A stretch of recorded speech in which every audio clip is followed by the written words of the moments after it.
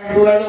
కాబట్టి ఎవరిని కూడా మనము వాక్య సత్యములను ఆయన మరుగు చేస్తూ ఉన్నట్లుగా మనం చూస్తున్నామా అనే విషయాన్ని ప్రతి ఒక్కరిని కూడా గమనించవలసినట్లుగా మనం చూస్తున్నాం. కాబట్టి దేవుడు వారికి తీర్పు తీర్చును గాక అని కూడా మనం చెప్పకూడదు. ప్రియమైన వాళ్ళు మనం ఏం చేయకూడదు. ఒకవేళ వాళ్ళకి అసత్యాలు వాళ్ళు వింటున్నారు కనుక ఈ ప్రజలందరూ కూడా ఆ చెడ్డవాళ్ళు దేవుడు ఇప్పుడే వీళ్ళని నాశనం చేసేయాలని ఎవరు కూడా శాపనార్థాలు కూడా మనం పెట్టకూడదు. ప్రియమైన వాళ్ళ ఎందుకంటే దేవుని యొక్క విశ్వాసి నోట నుండి శాప వచనాలు రాకూడదు అనే విషయానికి మనం చూస్తున్నాం. ఎవరిని కూడా మనము శపించే వారిగా ఉండకూడదు. దేవుని యొక్క సేవకుడైనా విశ్వాసి అయినా ఎదురు వారిని మనము శపించే వారిగా ఉండకూడదు. వీలైతే మిమ్మల్ని మీరు వారిని దీవించండి, లేకపోతే మౌనంగా ఉండండి. అంతేగాని నువ్వు నాశనం అయిపోవాలి అని ఎవరిని కూడా మనం అనకూడదు. ప్రియమైన వాళ్ళ ఎందుకంటే దేవుడు అటువంటి వారికి తీర్పు తీర్చేవాడిగా ఉన్నాడు. ప్రతి ఒక్కరిని కూడా గమనించాలి. కాబట్టి అందుకని ఎవరిని కూడా ఇతరులు మనం ఏం చేయకూడదంట, నిందించకూడదు, దూషించకూడదు, వారికి శాప వచనాలు ఏమాత్రం కూడా పలుకకూడదు అనే విషయాన్ని పరిశుద్ధ గ్రంథంలో అయితే మనం చూస్తూ ఉన్నాం. అంత మాత్రమే కాకుండా ఆయన అంటున్నాడు. కాబట్టి మనం ఇతరుల యొక్క హృదయంలోనికి ఖచ్చితంగా చూడగలమా? అమ్మా ఇతరుల యొక్క హృదయాల్లో ఏముందో మనం చూడగలమా? చూడలేము. దేవుని హృదయంలో కూడా ఏముందో చూడలేము. కాబట్టి అందుకనే మనం ఎవరు కూడా తీర్పు తీర్చడానికి మనకు అధికారము లేదు అనే విషయాన్ని పరిశుద్ధ గ్రంథంలో చాలా తేటతెల్లగా వ్రాయబడినట్టుగా మనం చూస్తూ ఉన్నాం. అంత మాత్రమే కాబట్టి యేసుక్రీస్తు వారు చేసిన విధానాన్ని కూడా మనము ఆయన చేసిన కార్యాలను బట్టి మనం దేవునికి ఏం చేయాలి? స్తుతించాలి. ప్రియమైన వాళ్ళం కాబట్టి దేవుడు మనల్ని దేవుని మందిరానికి నడిపించాడు. కాబట్టి దేవుని మందిరంలో ప్రతి ఒక్కరూ కూడా మనం ఏం చేయాలి? దేవుని స్తుతించి గణపరచవలసిన వారు అన్నట్లుగా మనం చూస్తూ ఉన్నాం.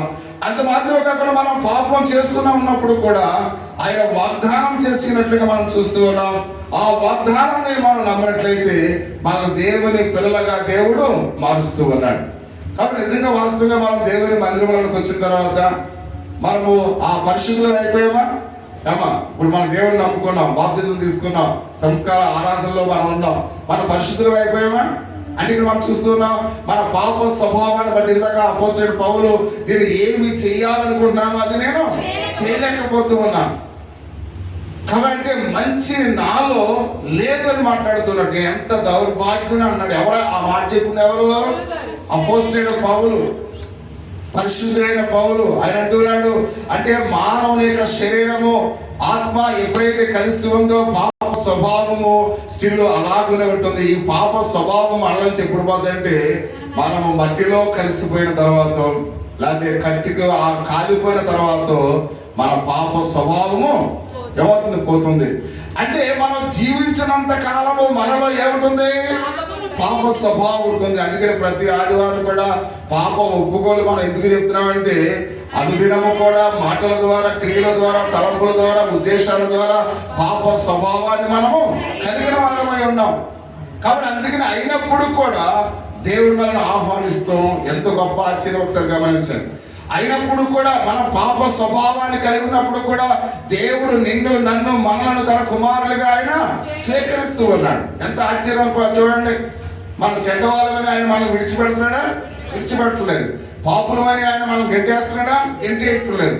అయినప్పుడు కూడా తన యొక్క కృప ద్వారా మనల్ని ఏం చేస్తున్నాడు? ఆయన తన కుమారులుగా స్వీకరిస్తున్నాడు. అందుకని దేవునికి మనం కృతజ్ఞతాస్తుతులు చెల్లించాలి. ప్రభువా అపాత్రుడైన నన్ను, దౌర్భాగ్యుడైన నన్ను, అయితే ఇక్కడ పాప స్వభావాన్ని కలిగిన నన్ను నీ కుమారుడిగా స్వీకరిస్తున్నందుకు నీకు వందనాలు ప్రభువా అని దేవునికి మనం ఏం చేయాలి? కృతజ్ఞతాస్తుతులు చెల్లించవలసిన వారమైనట్టుగా మనం చూస్తూ ఉన్నాం. కానీ అందుకని ఆయన మాట్లాడుతున్నాడు తన పిల్లలుగా లెక్కించడానికి. కనుక దేవుడు మనకు ఒక మాట అక్కడ సెలవిస్తున్నట్లుగా మనం చూస్తున్నాం. 25వ వచనంలో తండ్రి ఆకాశములకును భూమికిని ప్రభువా నీవు జ్ఞానులకు వివేచనకు ఈ సంగతులను మరుగు చేసి పసివారుడుగా బయలుపరచేవాడు నిన్ను స్తుతించుచున్నాం. ప్రియమైన వారురా కాబట్టి ఈ లోకంలో అనేక మంది జ్ఞానులు ఉన్నారు, వివేచన కలిగిన వారు ఉన్నారు. వారు ఎవరు కూడా ఇక్కడ ఉన్నారా? లేరు. ప్రియమైన వారురా ఇక్కడ ఎవరున్నారు? పసివారుడుగా అంటే దేవుని మాట ఇష్టమైన వారు మాత్రమే ఇక్కడ ఉన్నారు. కాబట్టి అందుకనే మనలను తన కుమారులుగా స్వీకరించాడు కనుక ప్రతి ఒక్కరము కూడా యేసయ్యా నీకు కృతజ్ఞతాస్తుతులు చెల్లిస్తున్నామని ప్రతి నోట నుండి ఆయనకు స్తుతి మాలిక గానములు మనం చేసేవారంగా ఉండాలి అని ప్రభు సెలవిస్తూ ఉన్నాడు. రెండవ మాట మనం గమనించినట్లయితే యేసు ఆహ్వానం ముందుంచిన ఆ స్తుతి ఆ పాటకు ఎంత ప్రాముఖ్యమైందో మనం ఒకసారి మనం ఆలోచన చేసినట్లయితే ఆ ప్రాముఖ్యం లేనట్లుగా మనకు అనిపించవచ్చు. కానీ దేవుడు తన పిల్లలకు ఆ సత్యాన్ని ఏం చేస్తున్నాడంటే ఆయన బయలుపరుస్తూ ఉన్నాడు అనే విషయానికి మనం చూస్తూ ఉన్నాం. ఆయన ఆహ్వానాన్ని ఒకసారి మనం ఆలోచన చేసినట్లయితే ఆయన 27వ వచనంలో ఒక మాట సెలవిస్తున్నట్లుగా మనం చూస్తూ ఉన్నాం. ఆ సమస్తమును నా తండ్రికి అప్పగించబడి ఉన్నది. ఇక్కడ మనం చూస్తున్న ప్రియమైన వారు అంటాడు, ఆయన సమస్తమును నా తండ్రి చేత నాకు అప్పగించబడిన మాటలు. ఆ ఆహ్వానం ఎంత శక్తివంతమైందో మాట్లాడుతున్నాడు ఇక్కడ. అంటే దేవుడే ఆ సమస్తాన్ని కూడా ఎవరి చేతికిచ్చాడు? ప్రభువు చేతికిచ్చాడు ప్రియమైన వారు. అంటే ఈయన ఆహ్వానము ఎంతో శక్తివంతమైనది అనే విషయాన్ని మనం గమనించాలి. చూడండి, మనం కొన్ని సందర్భాల్లో వివాహమైన ఏదైనా ఫంక్షన్ అయినా మనం ఏం చేస్తామంటే వేరే ఒకరికి ఆహ్వానాన్ని వేరే వాళ్ళకి మనం అప్పగిస్తూ ఉంటాం, కొంతమందికి అప్పగిస్తాం. కాబట్టి వేరే వాళ్ళు వెళ్ళి పలానా వాళ్ళ ఫంక్షన్ వాళ్ళు అంటే ఆ వినే వాళ్ళు కూడా టేక్ ఇట్ ఈజీగా తీసుకుంటారు ప్రియమైన వాళ్ళు. అంటే వేరే వాళ్ళు చెప్తే ఆ చెప్పే మాటల్లో ఏమి లేదు, అధికారం లేదు. మీకు అర్థమవుతుందా? వేరే వాళ్ళు చెప్తే అదే ఆ ఫంక్షన్ గల వ్యక్తే కాబట్టి ప్రతి ఇంటికి వెళ్ళి చెప్పాలనుకోండి, అందులో ఏముంది? అధికారం ఉంది ప్రియమైన వాళ్ళు. అంటే ఫలానా స్వయంగా మా ఇంటికి వచ్చి ఆహ్వానించారు కాబట్టి మేము వెళ్ళాలి అనే ఒక ఆలోచన వారిలో ఉంటుంది. అలాగే ఇక్కడ ప్రభువైన యేసుక్రీస్తు వారు కాబట్టి తానే మాట్లాడుతున్నాడు, దేవుడే నాకు ఈ అధికారం ఇచ్చి ఉన్నాడు అని మాట్లాడుతూ ఉన్నాడు. అంటే దేవుడే అధికారము ఇచ్చాడంటే ప్రభువైన యేసుక్రీస్తు వారి యొక్క ఆహ్వానానికి ఏముంది? శక్తి ఉంది. సహోదరి సహోదర, అంటే అది టేక్ ఇట్ ఈజీగా మనం ఎవరు కూడా తీసుకోకూడదు. ప్రభు ఆహ్వానాన్ని మనం ఏం చేయాలి? స్వీకరించాలి కానీ తిరస్కరించకూడదు. ఎందుకంటే ఆయన వాగ్దానంలో శక్తి ఉంది అనే విషయాన్ని పరిశుద్ధ గ్రంథంలో అయితే మనం చూస్తూ ఉన్నాం. కాబట్టి అందుకనే అంటున్నాడు, సమస్తమును నా తండ్రి చేత నాకు అప్పగింపబడిన అనే మాటలు అని ఆయన మనం చూస్తూ ఉన్నాం. అంటే ఆయన ఆహ్వానం మనం ఎట్లా అంగీకరించాలో కూడా ఆయన తెలియజేస్తూ ఉన్నాడు. ఆ ఆహ్వానంలోని అధికారాన్ని బట్టి దానిని మనం అంగీకరించాలి ప్రియమైన వాళ్ళను. ఎందుకంటే ఆయన ఆహ్వానించేవాడు సాధారణమైన వ్యక్తి, తండ్రి చేత అధికారము పొందినవాడు అని మనం చూస్తూ ఉన్నాం. అంత మాత్రమే కాకుండా ఆహ్వానం మనం ఎట్లా కాబట్టి అంగీకరించాలని కూడా ఆయన తెలియజేస్తున్నట్టుగా మనం చూస్తూ ఉన్నాం. ఆ ఆహ్వానంలోని అధికారాన్ని మనం ఆలోచించాలని మనం చూస్తున్నాం. అందుకనే ఆశ్చర్యకరమైన ఆ యొక్క వాగ్దానము ఆయన మాట్లాడుతూ ఉన్నాడు. యేసుక్రీస్తు యొక్క శక్తిని, అధికారమును చూపిస్తుంది ప్రియమైన వాడు. అంటే ఆయన ఆహ్వానములో దేవుడు ఎంత శక్తివంతమైన వాడో, ఆయన ఎంత అధికారము కలిగిన వాడో ఆ మాటల్లో మనం చూస్తూ ఉన్నాం. దేవుడే యేసుకి ఏమిచ్చాడు? అధికారాన్ని ఇచ్చాడు ప్రియమైన వాడు. దేవుడే స్వయంగా తన కుమారుని యేసుక్రీస్తు వారికి అధికారం ఇచ్చినట్లుగా మనం చూస్తూ ఉన్నాం. కనుకనే ఆయన ఆహ్వానాన్ని మనము ఇచ్చినాడు కనుక ఆయన తండ్రి ఎవడనో 27 వచ్చినాన్ని కూడా ఒకసారి చూద్దాం. తండ్రి కాక ఎవడనో కుమారుని ఎరుగడు, కుమారుడు కాకను కుమారుని ఎవరికి ఆయన బయలుపరచన ఉద్దేశించును వాడు కాకను మరి ఎవడను తండ్రిని ఎరగడం అని మనం చూస్తున్నాం. అంటే మన పరలోక రాజ్యములో యేసుక్రీస్తు వారి యొక్క శక్తి అధికారము ఆయన కలిగి ఉన్నాడు కనుక మీరు నాకు ఎంత మాత్రము ప్రాముఖ్యమైన వారు ఒకసారి ఆలోచించండి ప్రియమైన. అంటే మనము ఆ యొక్క ఆహ్వానం మనకు ఎంత ప్రాముఖ్యమైనది ఒకసారి గమనించాలి. ఎందుకంటే మనల్ని ఆహ్వానించేవాడు అధికారం కలిగి ఉన్నాడు, శక్తిని కలిగి ఉన్నాడు. మనల్ని ఎక్కడికి ఆహ్వానిస్తున్నాడు? పరలోక రాజ్యానికి ఆహ్వానిస్తూ ఉన్నాడు. కాబట్టి పరలోక రాజ్యములు ఎవరున్నారు? తండ్రి అయిన దేవుడు ఉన్నాడు. కాబట్టి మనను ఆయన అధికారంతో మనల్ని ఎప్పుడైతే పిలుస్తూ ఉన్నాడో, కాబట్టి ఒకవేళ క్రీస్తును ఎరగని వారంగా మనము ఉండి అక్కడికి వెళ్తే తండ్రి అయిన దేవుడు ఏమంటాడు? నువ్వు ఎవరో నాకు తెలియదు. అంటే మనము పరలోక రాజ్యానికి వెళ్ళాలంటే మనకు ఎవరు తెలియాలి? క్రీస్తును ఎరిగిన వారమై ఉండాలి. క్రీస్తు ఆహ్వానాన్ని మనము అది ఆస్వాదించే వారంగా ఉండాలి.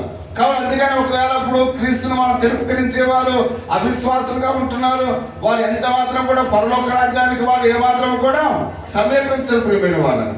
ఒకవేళ పరలోక రాజ్యానికి నువ్వు వెళుతున్నప్పుడు ఆ ద్వారం దగ్గర ఉన్న తండ్రి ఏమంటాడు, నువ్వెవరో నాకు తెలియదు.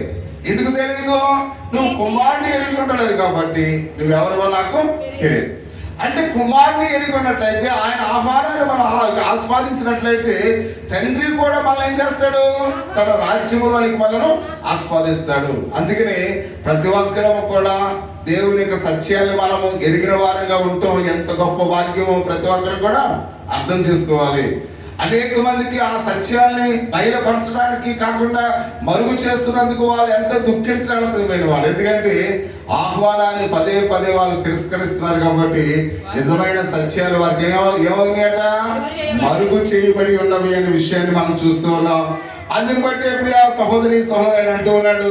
కాబట్టి దేవుని యొక్క వాక్య భాగంలో నన్ను ఎరగని ఎవరనో ఒకవేళ ఆ దృష్టి ఆలోచించినట్లయితే వాళ్ళని ఎంత మాత్రం కూడా పరలోక రాజ్యంలోనికి అయినా ప్రవేశం లేదు అనే విషయాన్ని కూడా మనం చూస్తూ ఉన్నాం. ఎందుకంటే యేసుక్రీస్తు వారి అధికారాన్ని కలిగి ఉన్నాడు కనుక ఆయన మనల్ని ఏం చేస్తున్నాడు, ఆహ్వానిస్తూ ఉన్నాడు. కాబట్టి తండ్రి అయిన దేవుడు కూడా మనల్ని ఏం చేస్తున్నాడు, ఆహ్వానిస్తూ ఉన్నాడు. మీకు అర్థమవుతుందా?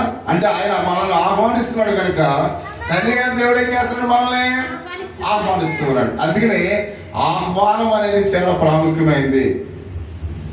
ఎవరైనా ఇంటికి వచ్చినప్పుడు వాళ్ళ ఇంట్లో నుంచి బయటకు రావాలనుకోండి, చుట్టాలు వచ్చారనుకో మన ఇంటికి, అక్కడ కేకలేస్తున్నారు అనుకోండి, మోషే గారు అని బయటకు రాలేదనుకోండి, వాళ్ళు చాలా అసహనాన్ని కలిగి ఇంత దూరం ప్రయాణం చేసి వస్తే ఇంట్లో ఎవరు కూడా మాట్లాడట్లేదంటే వాళ్ళు చాలా బాధతో లోనికి వస్తారు. అలాగే ఏదైనా ఫంక్షన్కి ఎవరైనా వచ్చినప్పుడు మొట్టమొదటిగా ఇంటి వారు ఏం చేయాలి, ఆహ్వానించాలి. కాబట్టి ఎప్పుడైతే నువ్వు రోడ్డు మీద ఉండి వచ్చే బంధువు అలా కారు దిగ్గానే లేక మోటార్ సైకిల్ దిగ్గానే లేదా ఆ ప్రాంతానికి రాగానే ఎవరైనా వచ్చినప్పుడు వాళ్ళు ఎదురుగా వెళ్ళి రండి అని ఎప్పుడైతే ఆహ్వానించామో వారి యొక్క హృదయం ఎంతో ఉప్పొంగిపోద్ది ప్రేమ. అందుకనే ఎప్పుడు కూడా ఇంటి వారు ఎక్కడ ఉండాలి, ఆ గుమ్మం దగ్గర ఉండి వాళ్ళని వచ్చే వారిని ఆహ్వానించాలి. ఆ ఆహ్వానంలోనే వారి యొక్క హృదయము ఉల్లసిస్తుంది. ఆ ఆహ్వానంలోనే వాళ్ళ సంపూర్ణమైన సంతోషాన్ని కలిగి ఉంటారు. అంతేగాని మన ఇంట్లో వాళ్ళందరూ ఇంట్లోనే ఉండి కాబట్టి ఎవరు కూడా బయటకు రాకుండా ఎక్కడో అక్కడే ఉన్నాం అనుకోండి, ఆ వచ్చిన వాళ్ళు ఎవడ కేకేసి కూడా లేటరా బాబు ఇక్కడ అనుకుంటారు. అక్కడే వాళ్ళు అప్సెట్ అయిపోతారు. అందుకని ఎప్పుడు కూడా ఇంటి వారు ఫంక్షన్కు ముందుగా ఆ సమయానికి ముందు ఎక్కడ ఉండాలి, అక్కడ ద్వారం దగ్గర ఉండాలి. చాలా మంది అప్పుడు దాకా ఉంటారు. ఉదయాన్నే